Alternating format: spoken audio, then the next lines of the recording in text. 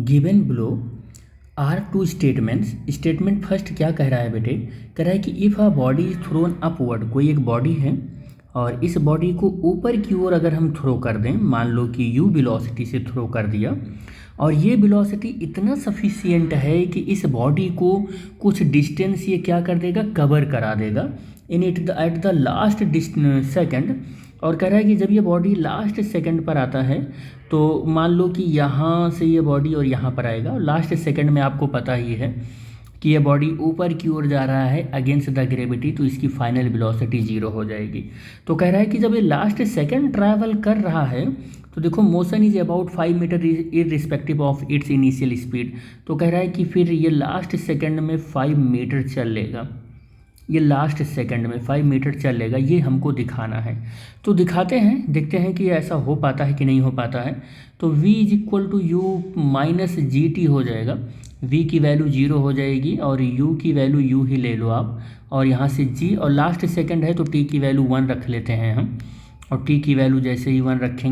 रखेंगे तो u की वैल्यू g के बराबर आ जाएगी। और s is equal to v square minus u square upon 2g।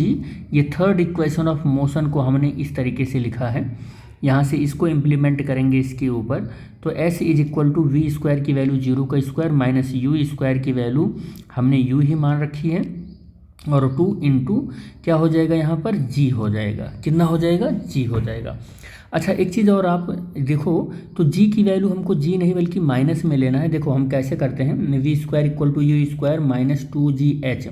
हम ऐसा लिखें तो ज़्यादा ठीक पड़ेगा इससे, क्योंकि अभी हम डायरेक्ट यहाँ माइनस जी लेते हैं ना, तो अगर मैं डायरेक्ट यहाँ माइनस जी लेता तो अभी आपको कुछ कॉन्ट्राडिक्ट लग सकता था, तो मैं यहीं से लेकर चलता हूँ। V square equal to u square minus 2gh, और v की वैल्यू 0 है, u स्क्वायर की वैल्यू हमारे पास g स्क्वायर के रूप में है माइनस, और 2gh हो जाएगा, और h इज इक्वल टू कितना हो जाएगा, g square upon 2g, g से g cancel, h is equal to g/2, और g की वैल्यू अप्रॉक्सीमेटली अगर हम 10 लेते हैं तो बाई 2 हो जाएगा, और h इज इक्वल टू कितना आ जाएगा, h is equal to 5 metre आ जाएगा। तो जो ये स्टेटमेंट में बोल रहा है देखो कि अप्रॉक्सीमेटली 5 मीटर होगा, हम अगर किसी ऑब्जेक्ट को u वेलोसिटी से फेंकें तो लास्ट सेकंड में, तो वो सही है। ये स्टेटमेंट हमारा क्या आ गया, एग्जैक्ट सही स्टेटमेंट आ गया। अब आगे देखो क्या सेकंड स्टेटमेंट में क्या कह रहा है कि the distance covered in the last second of upward direction में जब ऐसे जा रहा था तो लास्ट सेकंड में जो डिस्टेंस ट्रैवल किया 5 मीटर, कह रहा है इज इक्वल टू दैट, कह रहा है ये इक्वल है, किसके इक्वल है,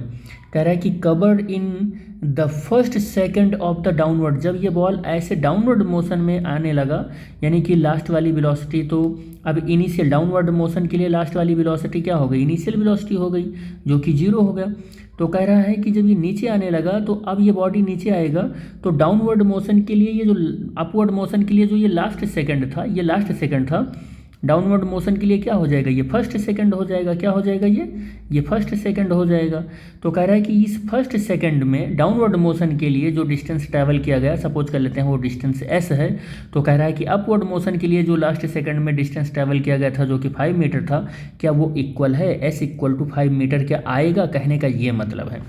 तो देख लेते हैं डाउनवर्ड मोशन के लिए। तो डाउनवर्ड मोशन के लिए u की वैल्यू 0 है और t is equal to 1 second है। अब यहाँ से हम कैलकुलेट करके देख लें तो s is equal to u t plus half g t square हो जाएगा। s is equal to u की वैल्यू 0 हो जाएगी, बिकॉज ऑफ यहाँ से क्या हो जाएगा, फ्री फॉल होना स्टार्ट करने लगेगा डाउनवर्ड मोशन के लिए। तो 1/2 g की वैल्यू 10 रख लेते हैं, t की वैल्यू 1 सेकेंड, लास्ट सेकंड मतलब फर्स्ट सेकंड का मतलब t की वैल्यू 1 सेकेंड। अब यहाँ से इसको कैंसिल करोगे तो 5 आ जाएगा, तो s इज इक्वल टू कितना आ जाएगा, s is equal to 5 metre आ जाएगा। तो देखो अगर मैं u वेलोसिटी से किसी ऑब्जेक्ट को ऊपर की ओर फेंकता हूँ तो लास्ट सेकंड में वो 5 मीटर ट्रैवल करेगा जब उसकी फाइनल वेलोसिटी 0 हो जाएगी तो,